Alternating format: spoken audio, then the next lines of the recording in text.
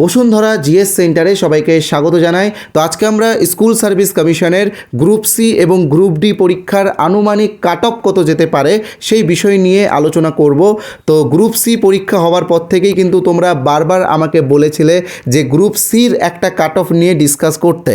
তো তখন আমি কিন্তু তোমাদেরকে একটা কথা বলেছিলাম যে আগে গ্রুপ ডি পরীক্ষাটাও হয়ে যাক, তারপরে দুটো নিয়ে কিন্তু একটা কাট অফ ভিডিও আমরা দেব। তো আজকের এই ভিডিওতে কিন্তু আমরা গ্রুপ সি এবং গ্রুপ ডি দুটোরই কিন্তু কাট অফ নিয়ে আলোচনা করব। আর আরেকটা কথা বলে রাখি, আমাদের কাট অফ ভিডিও সবসময় সবার পরে আসে, আমরা একটু দেরিতেই কাট অফ ভিডিও দিই, কারণ আমরা মন গড়া কোনো কাট অফ তোমাদের সামনে তুলে ধরি না। আমরা বিভিন্ন তথ্য অ্যানালাইসিস করি, বিভিন্ন জায়গাতে আমাদের সার্ভে হয়েছে। যারা আমাদের হোয়াটসঅ্যাপ গ্রুপে আছো তোমাদের মধ্যেও কিন্তু অনেকে এই সার্ভেগুলোতে অংশগ্রহণ করেছে, গ্রুপেও সার্ভে হয়েছে, টেলিগ্রাম চ্যানেলেও সার্ভে হয়েছে, এবং তারপরে কিন্তু আমরা আমাদের যে সমস্ত সোর্স আছে প্রত্যেকটা সোর্স থেকে কিন্তু তথ্য অ্যানালাইসিস করেছি। বিশেষ করে তোমরা সকলেই জানো যে আমাদের স্কুল সার্ভিস কমিশনের কিন্তু 5টা জোন আছে, আর এই 5টা জোনে কিন্তু একই রকম কাট অফ যাবে না, এক একটা জোনে এক এক রকম কাট অফ যাবে। তো জোন অনুযায়ী কোন জোনে সবথেকে বেশি কাট অফ যাবে বা কোন জোনে সবথেকে কম কাট অফ যাবে সেই বিষয়গুলো নিয়েই কিন্তু আজকের এই ভিডিওতে আমরা ডিসকাস করব। এক কথায় বলতে পারো যে আজকের এই ভিডিওটা তুমি যদি পুরোটা দেখে নাও তাহলে কিন্তু গ্রুপ সি এবং গ্রুপ ডি পরীক্ষার কাট অফ কতটা যেতে পারে সেই বিষয়ে কিন্তু তোমার একটা আন্দাজ হয়ে যাবে। ঠিক আছে, তো আমি অবশ্যই কাট অফ নিয়ে আলোচনা করব, তবে তার আগে জাস্ট একটা ইনফরমেশন তোমাদেরকে দিয়ে রাখছি। আগামী 15 তারিখের পর থেকে কিন্তু আমাদের এই চ্যানেলে আপার প্রাইমারি টেটের ফ্রি ক্লাস চালু হবে। আমি কিন্তু নিজে তোমাদেরকে আপার প্রাইমারি টেটের পেডাগজি এবং সিডিপি শেখাবো। তোমরা ভালো করে জানো যে আমি পেডাগজি এবং সিডিপি কিভাবে তোমাদেরকে শেখাই। যারা আমার আগের ভিডিওগুলো দেখেছো তোমরা তো নিশ্চিত জানো যে আমার শেখানোর স্টাইল কেমন, আর আমি কিন্তু তোমাদেরকে সবসময় দৈনন্দিন জীবনের সাথে উদাহরণ দিয়ে শেখাবো। ঠিক আছে, আমি কিন্তু তোমাদেরকে পেডাগজি এবং সিডিপি মুখস্থ করাবো না, কারণ মুখস্থ করালে তোমরা হয়তো ভালো স্কোর করতে পারবে, কিন্তু পেডাগজিতে তোমরা ফুল মার্কস পাবেন। তো ফুল মার্কস পাওয়ার জন্য কিন্তু পেডাগজি তোমাদেরকে শিখতে হবে। তো বিশেষ করে এসএসটি পেডাগজি এবং যারা সায়েন্স ম্যাথে আছো তাদের জন্য সায়েন্স ম্যাথের পেডাগজি, এগুলো কিন্তু নতুন অ্যাড হচ্ছে। উভয়ে কিন্তু 20 নম্বর করে থাকছে। তো যারা আর্টসের ছাত্রছাত্রী আছো তোমাদের জন্য কিন্তু এসএসটি পেডাগজিটা খুবই গুরুত্বপূর্ণ। যারা সায়েন্সের ছাত্রছাত্রী আছো তোমাদের জন্য কিন্তু সায়েন্স ম্যাথের পেডাগজিটাও খুবই গুরুত্বপূর্ণ। আর আমার এইটুকুটা বিশ্বাস আছে, যারা আমার ক্লাসগুলো দেখবে, যারা আমার এসএসটি পেডাগজির ক্লাস দেখবে বা যারা আমার সায়েন্স ম্যাথের পেডাগজি ক্লাস দেখবে, তারা কিন্তু এখানে 20তে 20 স্কোরই কিন্তু করতে পারবে। ঠিক আছে, তো 15 তারিখের পরে সবাই কিন্তু আমাদের চ্যানেলে ফোকাস রাখবে। আমি রুটিনটাও তোমাদেরকে দিয়ে দেবো, কবে কবে ক্লাস হবে, কী বারে ক্লাস হবে, সব আপডেট দিয়ে দেবো। তো এবার আমি জাস্ট কাট অফটা নিয়ে আলোচনা শুরু করব, তবে তার আগে একটাই কথা বলবো, যারা এই প্রথম আমাদের চ্যানেলে এসেছো তোমরা কিন্তু অবশ্যই আমাদের চ্যানেলটিকে সাবস্ক্রাইব করে দিও। দেখো, সাবস্ক্রাইব করলে এরপরে বিভিন্ন ইনফরমেশন এবং বিভিন্ন ভিডিও ক্লাস আমি তোমাদেরকে দেব, সেইগুলোর নোটিফিকেশান তোমার কাছে পৌঁছে যাবে, তোমরা কিন্তু সেই ক্লাসগুলোও দেখতে পারবে। তাই সাবস্ক্রাইব করে অবশ্যই বেল আইকনে প্রেস করে রাখবে। তো কাট অফ ভিডিও নিয়ে আলোচনা করার আগে তোমাদের সাথে আমি কয়েকটা জোনের বিষয়ে আগে আলোচনা করে নিই। তো প্রথমে আমি আলোচনা করব ওয়েস্টার্ন জোন নিয়ে। তো দেখো, ওয়েস্টার্ন জোনের অন্তর্গত রয়েছে বাঁকুড়া, পুরুলিয়া এবং 2 মেদিনীপুর। আর সবথেকে বড় বিষয় হলো এই ওয়েস্টার্ন জোনেই কিন্তু সবথেকে বেশি কাট অফ যাবে, সবথেকে হাই কাট অফ যাবে। ঠিক আছে, কেন হাই কাট অফ যাবে? কারণ তোমরা জানো যে পূর্ব মেদিনীপুরের যারা ছাত্রছাত্রী আছে তারা কিন্তু কম্পিটিটিভ এক্সামে আমাদের ওয়েস্ট বেঙ্গলে সবথেকে বেশি এগিয়ে আছে এবং তাদের পারফরমেন্স কিন্তু সবথেকে বেশি ভালো হয়। ঠিক আছে, তো সেই জন্য পূর্ব মেদিনীপুর এবং পুরুলিয়া, বাঁকুড়া এখানকার ছাত্রছাত্রীরা যেহেতু বেশি এগিয়ে থাকবে, তাই ওয়েস্টার্ন জোনে কিন্তু কাট অফ সবথেকে হাই যাবে। ঠিক আছে, আর আরেকটা কথা বলে রাখি, আমি এইসব চ্যানেলে এইগুলো ভিডিওতে এসে বলা আমার ঠিক না, তবুও আমি বলে রাখি, যেভাবে চিরকুট আর মোবাইলের নিয়ে খেলা হয়েছে সেটা থেকেও কিন্তু তোমরা অনুমান করতে পারছো যে কাট অফ কতটা হাই যাবে। এখানে আমার খুবই খারাপ লাগছে, যারা যোগ্য ক্যান্ডিডেট, যারা পড়াশোনা করেও 2-3 নম্বর কম পেয়েছে তারা ডাক পাবে না, এটাই শুধু আমার খারাপ লাগছে, তাছাড়া আর কিছু না। আমি এক কথায় বলতে পারি যে আমাদের কমিশন একদমই অপদার্থ। ঠিক আছে, সামনে থেকে যেভাবে চেকিং করছে মেটাল ডিটেক্টর দিয়ে, ভিতরে কিভাবে তাহলে ফোন এতগুলো ফোন কিভাবে ভিতরে প্রবেশ করছে, কিভাবে এতগুলো ফোন ধরা পড়ছে, তো সেই বিষয়ে তাদের নজরটা রাখা উচিত ছিল। যাই হোক, মূল যেটা বিষয় সেখানে আমি আসছি, পরে এগুলো নিয়ে আর একটা ভিডিও দেব। আমি চুপচাপ তো থাকার লোক না, এটা তোমরা জানো। এরপরে আর একটা ভিডিও দেবো এগুলো নিয়ে, এবং কি করা উচিত সেটাও তোমাদেরকে বলবো।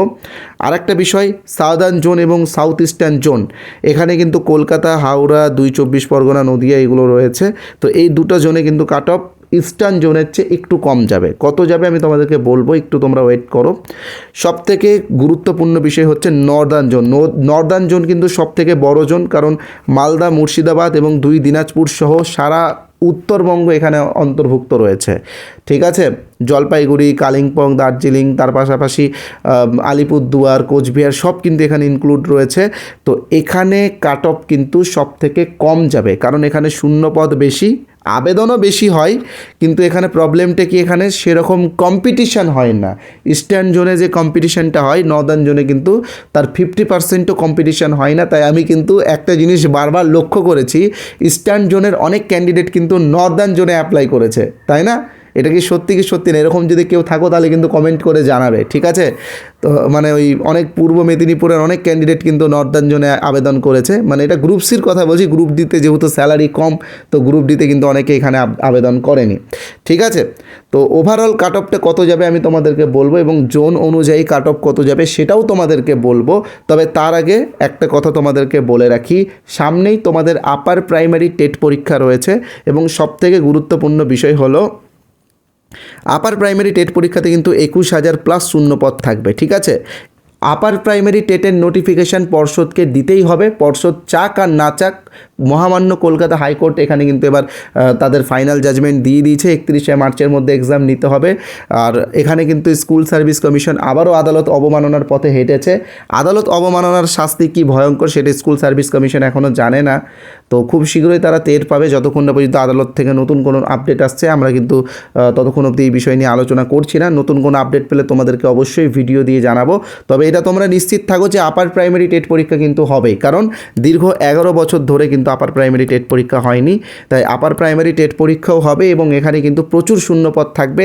এবং তোমরা যারা ফ্রেশার্স আছো বা যারা নতুন ক্যান্ডিডেট আছো, তোমরা কিন্তু এখানে আবেদন করতে পারবে এবং তোমরা এখানে অংশগ্রহণ করতে পারবে। আপার প্রাইমারি টেটের আমাদের নিজস্ব পেইড স্টাডি ম্যাটেরিয়ালস রয়েছে, তার পাশাপাশি আমি কিছু ফ্রি ম্যাটেরিয়ালস তোমাদেরকে দেব। এখানে আমি লিখেই দিয়েছি, তোমরা আমাদের কাছে ফ্রিতে যে দুটো পিডিএফ পাবে, সেই দুটো হলো 73 পেজের একটা পিডিএফ, যেখানে সিটেটের সিডিপির বিগত 10 ইয়ার্স পিওয়াইকিউ, মানে বিগত 10 বছরের প্রশ্নোত্তর বাংলা ভার্সনে আমি তোমাদেরকে দেব, একদম ট্রান্সলেট করা সহজভাবে। তোমরা এইগুলো পড়লে আশা করি খুব ভালো ফলাফল করতে পারবে আপার প্রাইমারি টেটে। আর সবথেকে বড় যেটা আপডেট রয়েছে সেটা হচ্ছে এসএসটির 4টা সেট, মানে 4টা প্রিভিয়াস ইয়ার কোশ্চেন্স আমি তোমাদেরকে বিনামূল্যে দেবো, এবং বাংলা ভার্সনে দেবো। এই 4টা পিডিএফ, এই 4টা সেটের পিডিএফটা পেলেই তোমরা বুঝতে পারবে যে আপার প্রাইমারি টেটের এসএসটির প্রশ্ন কেমন হয় বা কতটা কঠিন হয়, সেটা কিন্তু তোমরা আন্দাজ করতে পারবে। আর এটা কিন্তু সিটেট পেপার 2 এর বাংলা ভার্সন, ঠিক আছে? আমার নিজস্ব কোনো রেডিমেড প্র্যাকটিস সেট না, সিটেট পেপার 2 এর বাংলা ভার্সন তোমাদেরকে ফ্রিতে দেওয়া হচ্ছে। যারা আপার প্রাইমারিতে বসছো, দেখো আপার প্রাইমারি বিএডরাও কিন্তু বসতে পারবে, ডিএলএডরাও বসতে পারবে। তো যারা বিএড আছো বা যারা ডিএলএড আছো, তোমরা সবাই এই পিডিএফটা বিনামূল্যে নাও, ঠিক আছে? বিএডদের জন্য গ্র্যাজুয়েশনে 50% অথবা এমএ লাগবে, আর ডিএলএডদের জন্য ডিএলএড প্লাস গ্র্যাজুয়েশন লাগবে, ঠিক আছে? তো কিভাবে তোমরা এই পিডিএফটা পাবে আমি তোমাদেরকে বলে দিচ্ছি। এখানে তোমরা যে হোয়াটসঅ্যাপ নাম্বারটা দেখতে পাচ্ছ 8918259248, এই নাম্বারে হোয়াটসঅ্যাপে আমাদেরকে ইউপি টেট লিখে SMS করলে একটি হোয়াটসঅ্যাপ গ্রুপের লিঙ্ক পাবে, সেই গ্রুপে যুক্ত হয়ে যাবে, এবং সেই গ্রুপেই আমরা একটি নির্দিষ্ট সময়ে তোমাদেরকে ওই ফ্রি পিডিএফগুলো দিয়ে দেবো, ঠিক আছে? যারা এই নাম্বারটা সেভ করতে বিরক্ত বোধ করছো, তোমরা এই ভিডিও ডেসক্রিপশন বক্সে যাও, দেখবে একটি হোয়াটসঅ্যাপ গ্রুপের লিঙ্ক দেওয়া আছে। সেই লিঙ্কে ক্লিক করে সরাসরি আমাদের হোয়াটসঅ্যাপে চলে আসতে পারবে, বা এই ভিডিও ডেসক্রিপশনে যাও, দেখবে হোয়াটসঅ্যাপ গ্রুপের লিঙ্ক দেওয়া আছে, তোমরা সরাসরি গ্রুপেও জয়েন হতে পারবে। সবথেকে বেস্ট হবে এই নাম্বারটা সেভ করে ইউপি টেট লিখে SMS পাঠাও, তাহলে ইনবক্সেই হোয়াটসঅ্যাপ গ্রুপের লিঙ্কটা পেয়ে যাবে, গ্রুপে জয়েন হয়ে থাকবে, আমাদের নাম্বারটা সেভ করবে, তাহলে কিন্তু লিঙ্কটা কাজ করবে। আমি বলবো, আবারও বলবো যে আমাদের নাম্বারটা সেভ করে নেবে, তাহলে লিঙ্কটা অ্যাক্টিভ হয়ে যাবে এবং তারপরে কিন্তু তোমরা আমাদের গ্রুপে যুক্ত হবে, গ্রুপেই কিন্তু পিডিএফটা পেয়ে যাবে। ওকে, তো সবাই পিডিএফটা নিয়ে নিও, যেহেতু বিনামূল্যে এই দুটো দিচ্ছি, এই দুটো তোমরা সকলেই পাবে। এবং তার পাশাপাশি ওই হোয়াটসঅ্যাপ গ্রুপেই আমরা আমাদের পেইড যে পিডিএফগুলো রয়েছে সেইগুলোরও ডেমো তোমাদেরকে দিব, তোমরা ডেমোগুলো দেখবে, যদি ভালো লাগে তাহলে পেইডগুলো নিবে। ঠিক আছে, তো এবার আসছি মূল যেটা বিষয় আজকের, যে কাট অফ, সেই কাট অফ নিয়ে। তো দেখো, প্রথমে আমি গ্রুপ সির কাট অফ নিয়ে আলোচনা করব এবং তারপরে গ্রুপ ডির কাট অফ নিয়ে আলোচনা করব।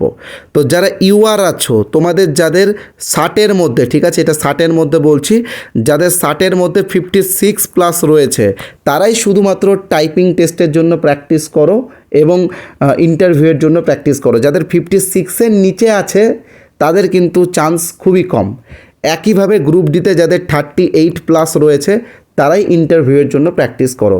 এবার জোন অনুযায়ী 1-2 নম্বর করে কাট অফের হেরফের থাকবে, কারণ আমি বলে দিলাম যে নর্দার্ন জোনে কাট অফটা একটু কম যাবে। যারা নর্দার্ন জোনে আছো তারা 55 পেলেও প্র্যাকটিস করতে পারো, বা গ্রুপ ডিতে যারা 37 পাচ্ছ নর্দার্ন জোনে তারাও প্র্যাকটিস করতে পারো। বাট 38 এবং 56 এর নিচে কিন্তু কাট অফ নামবে বলে আমার মনে হচ্ছে না। ঠিক আছে, আর একটা বিষয়, যারা ওবিসি আছো বা যারা এসসি বা এসটি আছো, তো তোমাদের মানে ওবিসিদের হয়তো 1-2 নম্বর কম যাবে, এসটিদের হয়তো 3-4 নম্বর কম যাবে, এইভাবে একটা কাট অফের সিরিয়াল তৈরি হয়ে যাচ্ছে। ঠিক আছে, তো ওভারঅল কাট অফ নিয়ে যদি ভিডিও দিতে হয় তো সেটার জন্য আমি পরে আরেকটা ভিডিও তোমাদেরকে দেব। বাট আমি এখানে জাস্ট সহজভাবে তোমাদেরকে বলে দিচ্ছি, যারা ইউআর আছো তাদের গ্রুপ সিতে 57+ যাদের রয়েছে তারা ইন্টারভিউয়ের জন্য প্র্যাকটিস করো এবং কম্পিউটারের জন্য টাইপিং টেস্ট প্র্যাকটিস করো। আর যাদের গ্রুপ সিতে 38+ হচ্ছে তারাই শুধুমাত্র ইন্টারভিউয়ের প্র্যাকটিস করবে। ঠিক আছে, ওবিসি এ এবং বি একসাথেই বলছি, যেহেতু কাট অফ একটা আনুমানিক বিষয়, এটা তো মানে একদম পারফেক্ট হবে না বা 100% শিওর হবে না, তাই আমি এক জায়গাতেই তোমাদেরকে ধরে নিলাম।